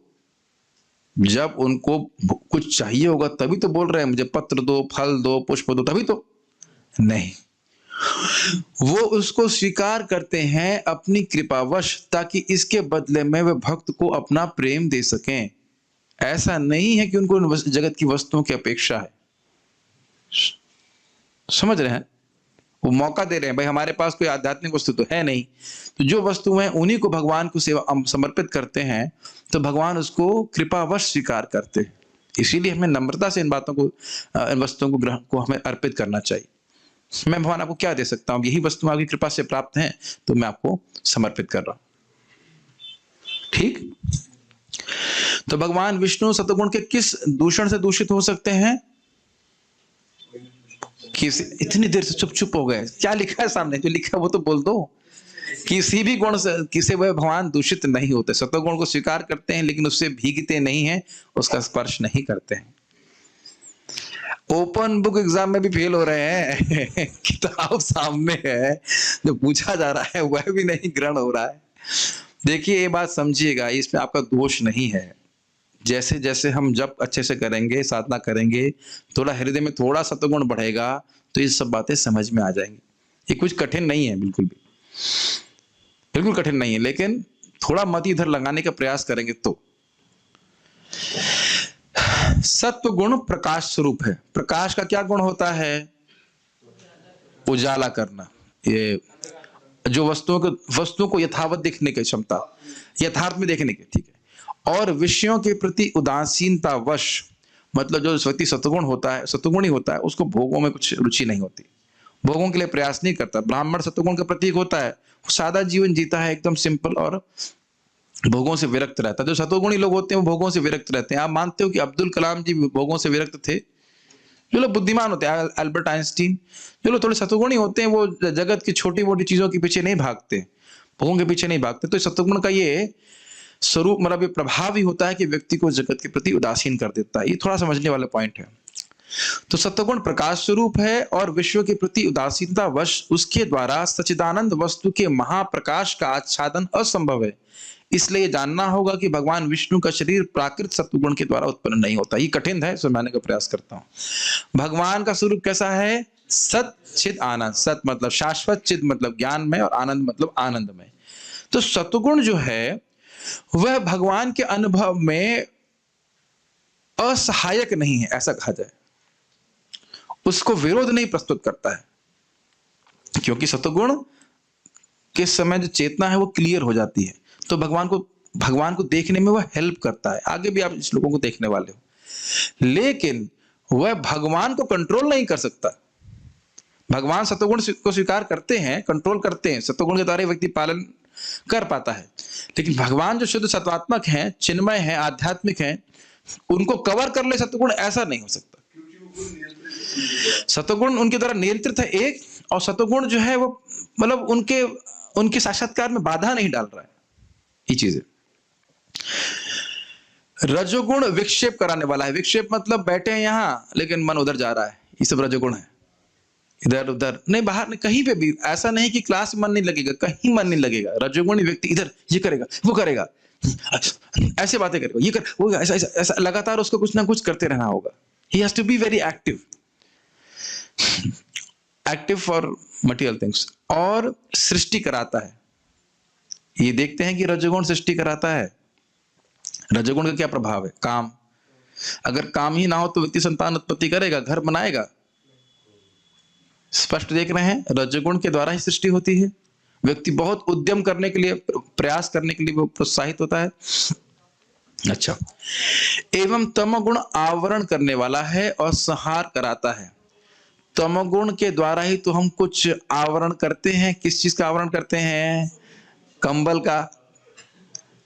जब आप कंबल को ओढ़ें तो याद करने के बाद मैं तमोगुण को ओढ़ रहा हूं। अच्छा लगता है ना ओढ़ना? तो 8-9 घंटे 7 घंटे जो भी हम सोते हैं तो तमोगुण का संग कर रहे हैं ना। अब हमेशा याद रखें, और कुछ क्लास से याद रहे या न रहे, कि भी हम कंबल ओढ़ रहे हैं तो ये तमोगुण है। तमोगुण का कारण है आवरण करने वाला। तमोगुण मतलब व्यक्ति अपने स्वरूप को बिल्कुल भूला रहता है। इसकी व्याख्या आगे के श्लोकों में भी आएगी। और संहार करने वाला है। ये भी आप जानते हो कि तोड़ने फोड़ने का कार्य जहां पे भी हो रहा हो, वो किसके द्वारा संपादित हो रहा है? तमोगुण के द्वारा, रजोगुण के द्वारा नहीं। इसलिए रजो तथा तमोगुण उस आनंद को ढकने वाले हैं। इसलिए यानी ये हीन गुण है। इसलिए ब्रह्मा और शिव रजो और तमोगुण से युक्त शरीर को स्वीकार करने वाले हैं, परंतु विष्णु पूर्ण रूप से दिव्य हैं। यही युक्त पूर्ण व्याख्या है। अगर इस दृष्टि से भी देखें कि तमोगुण से श्रेष्ठ रजोगुण और रजोगुण से श्रेष्ठ सतोगुण है। सतोगुण को स्वीकार करते हैं कौन? भगवान विष्णु। और रजोगुण तमोगुण को स्वीकार करते हैं ब्रह्मा जी और शिव जी। तो वह उस दृष्टि से भी वह श्रेष्ठ नहीं है भगवान विष्णु। लेकिन भगवान विष्णु पूरी तरह से निर्गुण है।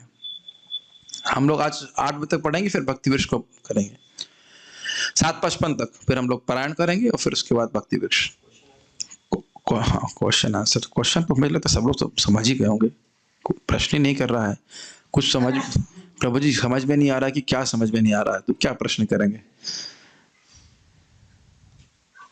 प्रश्न आ गया, ब्रह्मा जी और शिव जी क्या रजगुण और तमोगुण को एक्सेप्ट करते हैं? तो यही तो बात हो रही है। हरे कृष्ण। भगवान विष्णु और कृष्ण में क्या अंतर है? क्योंकि कहीं कृष्ण को तो कहीं विष्णु को नाम आ रहा है, तो हम भगवान विष्णु और कृष्ण में कोई अंतर नहीं सिद्धांत की दृष्टि से। वो उसको हम लोग अभी पढ़ते जाएंगे तो समझ में आएगा। भगवान विष्णु कहिए या भगवान कृष्ण कहिए, भगवान कृष्ण के ही स्वांश विस्तार हैं भगवान विष्णु। तो वो भी निर्गुण है और भगवान कृष्ण तो निर्गुण है ही। ठीक है। भगवान विष्णु निर्गुण है क्योंकि सत्व के प्रकाश रूप वे केवल सत्व गुण के समीपवर्ती हैं। समीपवर्ती बस मतलब जैसे मैं मृदंग के पास में हूं, मृदंग को स्पर्श नहीं कर रहा हूं। या ऐसे उदाहरण समझिए कि लोहे की कुछ कीलें हैं। लोहे की कीलों के पास चुंबक अगर आप लेके जाते हो और चुंबक को इधर से उधर करेंगे तो कीलें इधर से उधर होंगी या नहीं होंगी? लेकिन क्या चुंबक कील का स्पर्श कर रहा है? लेकिन क्या वह कील को नियमित कर रहा है? फिर से रिपीट कर रहा हूं, एक चुंबक, एक मैग्नेट कील को, लोहे को नियमित कर सकता है कि नहीं? लेकिन जरूरी है कि वो स्पर्श करे? बिना स्पर्श के नियमित कर सकता है कि नहीं? उसी प्रकार से भगवान विष्णु गुण, सत्वगुण को स्वीकार तो करते हैं, लेकिन केवल समीप रहते हैं। समीप मतलब ये नहीं कि उसे स्पर्श करते हैं। चुंबक वाला उदाहरण से समझ में आ गया होगा, ठीक है। इसलिए वे इस जगत के पालन का कार्य तो करते हैं, परंतु सत्वगुण के धर्म के प्रति उदासीन रहते हैं, अर्थात उससे स्पृष्ट नहीं होते। सत्वगुण का धर्म क्या था? ज्ञान उत्पन्न करना और सुख उत्पन्न करना। तो भगवान तो खुद ही ज्ञानमय है, खुद ही आनंदमय है, उन्हें सत्वगुण की क्या अपेक्षा? हम लोग अपेक्षा करते हैं कि भाई थोड़ा सत्वगुण में हो जाए, कुछ ज्ञान प्राप्त हो, कुछ हमें सुख मिले, कुछ भक्ति ठीक से कर सकें। भगवान तो खुद ही आनंदमय है, ज्ञानमय, उन्हें किसके ज्ञान की अपेक्षा? तो वह सत्वगुण की अपेक्षा इसलिए नहीं करते हैं कि उन्हें कुछ चाहिए, वह सत्वगुण को धारण करते हैं, इसको सत्वगुण के द्वारा मेंटेनेंस करते हैं। एक बात हमारे लिए बहुत इंपॉर्टेंट है, कोई व्यक्ति कितना भी रजोगुणी हो या तमोगुणी हो, वह भक्ति में आ सकता है, लेकिन भक्ति में अगर टिकना है तो सत्वगुण का अनुशीलन करना बहुत जरूरी है। और नहीं तो रजोगुण तमोगुण के प्रभाव से व्यक्ति भक्ति के रिंग से आउट हो सकता है। अगर हम रजोगुणी तमोगुणी लोगों का संग करेंगे भक्ति में आने के बाद भी, तो भक्ति की क्रियाओं को संपन्न करना मुश्किल होगा। कोई व्यक्ति रात में पिक्चर देखे, रात 11 बजे तक चले। एक व्यक्ति आए मुझे बोले मैं रात में 11 बजे तक हॉरर मूवी देखती हूँ। हमने कहा है भगवान, तो अब बताइए सुबह जब अच्छा होगा ना उनका, वही भूत दिखाई पड़ेगा कि नहीं? तो अब अच्छा ये कहें कि भाई 11 बजे तक हॉरर मूवी देखने के बाद क्या कोई व्यक्ति सुबह जब कर सकता है? तो क्या उत्तर होगा? गलत बोल रहे हो, जब कर सकता है, लेकिन वो अच्छे से जब नहीं कर सकता, वो स्टडी नहीं हो सकता, वो जीवन भर जब नहीं कर पाएगा। इस प्रकार से वह अपनी आदत को पकड़ेंगे। मेरी बात समझ रहे हैं? चाहे कितना अच्छा कोई रात में शराब पिए 11 बजे तक, तो क्या सुबह जब कर सकता है? कर सकता है, लेकिन अब वो एकदम बढ़िया भक्तों की तरह बैठ करके एकदम ध्यान पूर्वक जब नहीं कर पाएगा। समझ रहे हैं? चाहे कैसी भी स्थिति हो, भक्ति में आ तो सकते हो, लेकिन टिकना है अगर और प्रगति करनी है तो सत्वगुणी होना पड़ेगा। ये हमारी साधना में भी बहुत महत्वपूर्ण है। अगर कोई व्यक्ति, मैं नहीं कह रहा हूं कौन कब उठे, लेकिन जो टाइम फिक्स कर रहे हैं वो उसमें उठने का प्रयास कीजिए और देखेंगे वो कठिन होगा। आज जैसे मेरी नींद खुल गई 1:30 बजे, मेरे लिए पूरा मॉर्निंग प्रोग्राम थोड़ा कठिन हो गया, मैं सो ही नहीं पाया, मतलब जो भी कारण है। लेकिन ऐसा मैं प्लान नहीं कर रहा हूँ कि कल फिर से 1:30 बजे उठूंगा। मुझे नहीं 1:30 बजे उठना, मेरे को नहीं उठना। दूसरे को उठे हुआ अलग कोई बात है, लेकिन मेरे को नहीं उठना। हम 10 बजे सो करके 3 बजे उठ जाते हैं या 3:30 बजे उठ जाएं, तो हम आराम से भक्ति कर पा रहे हैं और नियमित रूप से कर पा रहे हैं। ये एक ब्रेन को खोल करके अंदर घुसा के फिर बंद कर लेना चाहिए बात को। मैंने कितने लोगों इस प्रकार से देखा, प्लीज मैं करना मित्रों आपको नहीं बोल रहा हूँ, you are fixed in that 2 AM, I am not discouraging you. जो व्यक्ति से 2 बजे उठते हैं 2 बजे उठते हैं, ये नहीं कहें कल मैं 12 बजे उठूंगा, फिर आपका बैंड बज जाएगा। समझ रहे हैं? वो दिन भर सेवा करना है, नियमित करना बहुत जरूरी है। लोग इसी में सोचते हैं कि हम एक दिन 64 करेंगे। एक माता जी को मैं जानता हूं, उन्होंने बोला वो पुरुषोत्तम मास में 64 राउंड्स करेंगे, उसके बाद 2 माला। हमने कहा ऐसे तो ना होता है। समझ रहे हैं? मैं इस बात पे बोल रहा हूँ, ये विषय आ रहा था, मैं बोल रहा हूँ पालन करना के लिए व्यक्ति को सत्वगुणी होना पड़ेगा। ये नहीं कि एक दिन 64, एक दिन 2 माला, एक दिन 3 माला, एक दिन 64 माला, एक दिन ऐसा नहीं होता है। रेगुलरली कीजिए और आप उससे ज्यादा प्रगति करेंगे। इसलिए ऐसा व्रत ना स्वीकार करें जो हम हमारे लिए कर ही नहीं पाए, फिर हम लोग जो है फ्रस्ट्रेट हो रहेंगे। अरे मैं तो इतना कर ही नहीं पा रहा, तुमको इतना करने के लिए बोला क्यों? किसने बोला इतना करने के लिए? प्रभुपाद जी इसलिए बोले 16 माला मिनिमम, जो आसानी से कोई भी व्यक्ति कर सकता है, अगर वो आसानी से सुबह उठ जाए तो। सुबह नहीं उठेगा तो वह भी माला में कठिनाई होगी। तो मैं किसी को ये नहीं कह रहा कि कौन सा व्रत करो या ना करो, हम एक ही टाइम खाएंगे और उसके बाद बोला जाएगा प्रसादम सर्विंग करो। प्रभु जी मैं तो एक ही टाइम खा रहा हूं। मेरे आंखों से देखा है, एक वक्त थे, अभी हमारे इस्कॉन में तो नहीं है, बोले, मैंने कहा क्या हो गया? कहते सर्विंग करिए कार्तिक का समय वैष्णव को। नहीं प्रभु जी मैं एक टाइम खा रहा हूं, कमजोरी है। इससे प्रगति नहीं होती है। अनावश्यक तपस्या करने की आवश्यकता नहीं है। जो बताया गया है प्रभुपाद जी के द्वारा उसको नियमित करें। नित्यम भागवत सेवया। Does it make sense? मैं खाली ये बोल रहा हूं कि पालन करना सबसे कठिन होता है। शुरुआत करना बड़ा आसान होता है, लेकिन पालन करना, संहार करना, बंद करना भी बड़ा आसान होता है ना। माला करना तो शुरुआत करना, हाँ हाँ आज हम 16 माला करेंगे, वेरी नाइस। बंद करना तो और भी आसान होता है, बंद कर दी माला, रख दो किनारे। लेकिन रोज 16 माला करना कठिन है लोगों के लिए। कुछ भी, केवल 16 माला नहीं, कुछ भी करिए आप, सूर्य नमस्कार करें, एक्सरसाइज करें, खाएं पिएं। आप कहें मैं रोज 9 बजे खाऊंगा, वह भी मुश्किल होगा।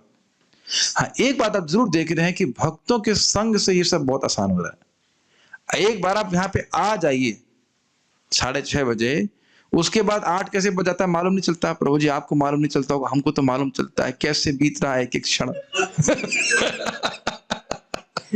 कितने दुख से बीत रहे हैं ये क्षण, हम समझ रहे हैं। लेकिन आप देखिए, इस प्रकार से रोज मैं भी अगर कहूं कि 6:30 से 8 रोज भागवत पढ़ूंगा तो ना, नहीं हो पाएगा, है ना। ये भक्तों का संग ही है जो हम इस प्रकार से रोज मॉर्निंग प्रोग्राम कर पा रहे हैं। नहीं तो संभव नहीं, इस प्रकार से रोज कर पाना संभव नहीं। एक दिन 2 दिन करेगा, रोज नहीं कर पाएगा। तो मैं खाली इसलिए बोल रहा हूं भगवान ने सतोगुण क्यों स्वीकार किया, क्योंकि पालन करना सबसे कठिन कार्य है, इसलिए बोल रहा था। ये सब समझाने के लिए बोल रहा था। Creation is easy, destruction is easy, but maintenance is very difficult. तो इसलिए सबसे महत्वपूर्ण कार्य जो है, सबसे कठिन कार्य भगवान विष्णु ने ही लिया है। इसलिए वे इस जगत के पालन का कार्य तो करते हैं, परंतु सतगुण के धर्म के प्रति उदासीन रहते हैं, अर्थात उससे स्पृष्ट नहीं होते। भगवान सतगुण से प्रभावित नहीं होते, कोई आकर्षित नहीं होते उससे। कोई यह नहीं कह सकता है कि क्योंकि भगवान विष्णु इस जगत के पालन आदि में भाग लेते हैं इसलिए उनका निर्गुणत्व निरस्त हो गया, क्योंकि वे सतगुण का संयोग नहीं करते हैं, अपितु प्राकृत सतगुण से उनका संबंध केवल सामीप्य का होता है। कोई कहे कि भाई आप ये कह रहे हो कि ब्रह्मा जी रजोगुण स्वीकार करके सृष्टि करते हैं, शिव जी संहार करते हैं तमोगुण को स्वीकार करके, तो वो सगुण हो गए। तो जब भगवान विष्णु भी सतगुण को स्वीकार कर रहे हैं पालन करने के लिए, तो वो निर्गुण कैसे हो गए? तो उसके उत्तर में कह रहे हैं कि नहीं, वो सतोगुण को स्वीकार तो करते हैं, कंट्रोल तो करते हैं, लेकिन उनका सामीप्य संबंध होता है। सामीप्य मतलब समीप, उसके पास रहते हैं लेकिन उसके संपर्क में नहीं आते। क्या ये समझने में कठिन है? चुंबक वाला एग्जाम्पल दिया था ना मैंने आपको, तो कोई कठिन बात नहीं है। अब कुछ और बात बोल रहे हैं, अब बड़ी विशेष बात बोल रहे हैं। भगवान पूरे जगत का पालन करते हैं और वह उसको सत्वगुण को स्वीकार करके करते हैं। समोहम सर्वभूतेषु, मैं सभी का पालन करता हूं, भगवान कृष्ण कह रहे हैं इस बात को। अब भक्तों का भी तो पालन करते हैं आप, भक्तों का भी पालन भगवान विशेष रूप से करते हैं कि नहीं? तो भक्तों का पालन करते हैं, भक्त वत्सलो, वहां तो आप आसक्त हो। इधर आप कह रहे हो कि सत्वगुण से आप निरासक्त हैं, आप बोल रहे हो, लेकिन हम तो देखते हैं कि भगवान अपने भक्तों में बड़े आसक्त हैं, बहुत आसक्त हैं। बल्कि क्या बोलते हैं, मैं तो भक्तों के अलावा कुछ जानते ही नहीं। तो वहां तो आसक्त है ना, है ना आसक्त, तो निर्गुण कैसे हो गए? ये प्रश्न बनेगा। प्रश्न समझ में आ रहा है आपको? आपने कहा कि सत्वगुण के द्वारा जगत का पालन करते हैं लेकिन उससे निरासक्त रहते हैं, तो हम मान रहे हैं कि ये निरासक्त रहते हैं तो वो निर्गुण है, अलग है, ठीक है। लेकिन अपने भक्तों से तो बहुत प्रेम करते हैं ना, उनका दिया हुआ खाई हुई वस्तु खाते हैं, मांगते भी हैं कि हमें ये लाके दो, ये करो, तो फिर तो निर्गुण नहीं हुए ना, क्योंकि वो तो आसक्त हो गए ना। अब देखिए, स्वभक्ति यानी अपनी भक्ति, ज्ञान यानी अपना ज्ञान, स्फूर्ति मतलब अपने नाम रूप गुण लीला की साक्षात्कार प्रकट कराना है। स्फूर्ति मतलब हृदय में जो सुख मिलता है भक्तों को भक्ति करके, और साक्षात्कार के दान के द्वारा, अपना अनुभव के दान के द्वारा भगवान की अपने भक्तों से आसक्ति सूचित होती है, किंतु अपने भक्तों के पालन के द्वारा भगवान का स्वरूप भूत शुद्ध सत्व का धर्म ही प्रकट होता है, और यह प्राकृत सत्वगुण के द्वारा नहीं होता है। समझ में आया? जब भगवान अपने भक्तों से प्रेम कर रहे हैं, माता यशोदा से कह रहे हैं कि मुझे दूध पिलाओ, नंद महाराज के जूते उठा रहे हैं, जूते नहीं पे क्या खड़ाऊ उठा रहे हैं, ये अपने भक्तों के से प्रेम कर रहे हैं, उनको भक्त वत्सल कहा जा रहा है, तो ये उनका सत्वगुण की वृत्ति नहीं है, अपितु उनकी विशुद्ध सत्व की ही वृत्ति है, उनकी चित्त शक्ति का ही विलास है। अब देख रहे हैं कितना गंभीर है ये श्लोक। हम यहाँ पे रुकेंगे ताकि आप लोग उसको डिजेस्ट कर सको। अभी बहुत सारी बातें हैं, उसको हम लोग कल चर्चा करेंगे। कुछ प्रश्न है, मैं किसी को देख लेता हूं, अन्यथा फिर हम लोग पारायण करेंगे। जब वर्किंग करते हैं तो सब तरह के लोग मिलते हैं, तो फिर क्या करें? बहुत अच्छा प्रश्न है। आप भी भगवान विष्णु की तरह निर्गुण रहिए, मतलब उन लोगों से प्रेम व्यवहार ना करें, केवल काम की बात करें, निरासक्त भाव से बस इंटरेक्ट करें। प्रेम और हृदय को उस पर जो खोलने की बात है वह केवल भगवान के भक्तों से होना चाहिए। Vishnu who is controller of satguna but not affected by satguna. हाँ, तो वो उत्तर दे दिया केशव सखा प्रभु ने। वात्सल्य प्रेम की भी इच्छा रखते हैं, हाँ रखते हैं, तो वात्सल्य हो चाहे माधुर्य हो, वो सब भगवान की अंतरंगा शक्ति की वृत्ति है, उसमें सतगुण रजगुण का कोई मतलब नहीं है। तो भगवान भी आसक्त हैं अपने भक्तों से, प्रेम करते हैं, बहुत अधिक प्रेम करते हैं। अभी तो हमने चैतन्य चरितामृत सुना है, भक्त की इच्छा को पूरी करने के अलावा भगवान के पास और कोई काम ही नहीं है। वृत्ति वांछा पूर्ति करे, अपने सेवकों की इच्छा को पूर्ण करने के अलावा भगवान विष्णु कृष्ण के पास कोई काम ही नहीं है। महाप्रभु कहते हैं कृष्ण कहे विष्णु कहे उसमें कोई अंतर नहीं है। नमो देव दामोदर अनंत विष्णु प्रसीद प्रभो दुख जलाब्धिमाग्नम। तो ये कोई डाउट नहीं होना चाहिए। भगवान उसको प्रभुपाद जी का तात्पर्य आप पढ़ेंगे तो समझ में आ जाएगा। विष्णु, बाद में गा लीजिएगा, विष्णु कृष्ण ये सब अलग कोई वस्तु नहीं, एक ही तत्व है, ठीक है। वो आप इनको विष्णु कहिए कृष्ण कहिए, एक अलग बात। तत्व की दृष्टि से कोई भेद नहीं है, रस की दृष्टि से भेद है। तो भगवान विष्णु के कंधे पे कोई नहीं चढ़ सकता, लेकिन भगवान कृष्ण के कंधे पे सब लोग चढ़ते हैं, उनको मान सकते हैं। तो तत्व की दृष्टि से कोई भेद नहीं है, लेकिन रस की दृष्टि से भेद है। तो ये बात हमने यहाँ पे सीखी। तो हम आज यहाँ पे क्या सीख पा रहे हैं अभी तक कि भगवान विष्णु जो है वह शुद्ध सत्वात्मक है, चिन्मय है, आध्यात्मिक है, वह सतोगुण का संग नहीं करते। ब्रह्मा जी और शिव जी भी गुणावतार हैं, और ये एक है अर्थात गुणावतार की दृष्टि से। जैसे मैं एक मंदिर का मैनेजर हूं और करुणामृत प्रभु भी डिवोटी किचन के मैनेजर हैं, तो एक ही है, हम लोग एक ही कार्य कर रहे हैं। गौशाला गो सेवा, मैं गौशाला का मैनेजर हूं, या पार्थ प्रभु गौशाला के मैनेजर है, मैं टेंपल का मैनेजर हूं, प्रभु जी डिवोटी किचन के मैनेजर है। तो हम तीनों में एक बात क्या है, मैनेजर। अब समझ में आ गया, बहुत अच्छा उदाहरण बन गया। हम तीनों लोग मैनेजर हैं। हाँ, तो तीनों एक ही है? नहीं, तीनों के डिपार्टमेंट अलग हैं, ठीक है ना। नहीं करना में मेरी कोई पावर नहीं है। करना में प्रभु सतगुणी है, मैं रजगुणी हूं, पार्थ प्रभु दिव्य है, ठीक है। समझ रहे हैं ना मेरी बात, है ना, तीनों मैनेजर, लेकिन अलग अलग है ना फिर भी। तो उसी प्रकार से भगवान विष्णु भगवान विष्णु, ब्रह्मा जी और शिव जी तीनों गुणावतार हैं। गुणावतार मतलब जगत के मैनेजर हैं, बस अब समझ में आ गया। तीनों मैनेजर हैं, लेकिन तीनों में अलग अलग भेद है। और भगवान विष्णु मैनेजर होते हुए भी उससे परे हैं, वो केवल दूर से मैनेजमेंट कर रहे हैं। कुछ एग्जाम्पल मैं दे सकता हूं। हमारे सामने श्याम मुरारी प्रभु बैठे हुए हैं, तो श्याम मुरारी प्रभु जी अगरबत्ती में लिप्त हैं या नहीं है? क्यों बोलिए, है ना।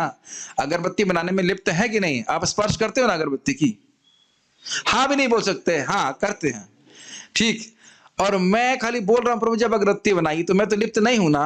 एग्जाम्पल दे रहा, मैं भगवान नहीं हूं, लेकिन मेरी अध्यक्षता में तो आप कर रहे हो ना। अब समझ पा रहे हैं? अगरबत्ती का मैं स्पर्श तो नहीं कर रहा ना, सामीप्य से है ना, थोड़ा दूर से देख रहा हूं, खुशबू अच्छी है, लेकिन स्पर्श तो नहीं कर रहा हूं ना।